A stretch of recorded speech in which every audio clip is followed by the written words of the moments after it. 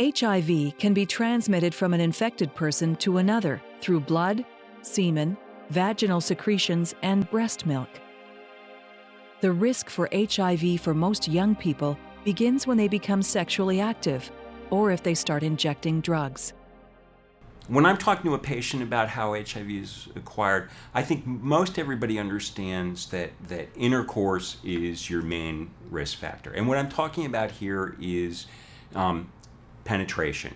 I'm talking about either vaginal or rectal penetration with completion of a sexual act so that someone is ejaculating.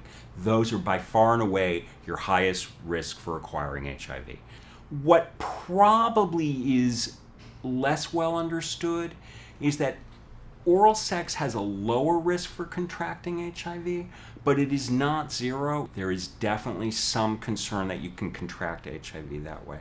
Besides sexual transmission, the other things that we have to be concerned about are needle use. People can share needles and transmit HIV through injection drug use. The other way that HIV is transmitted, mother to child. That's a huge problem worldwide. Once transmitted and blood is infected, HIV can begin to attack the body's immune system. Red and white blood cells flow through our bodies. White blood cells are a very important part of the body's defense system. Healthy white blood cells, or leukocytes, engulf and digest bacteria and fungi, defending the body against infectious diseases and foreign materials.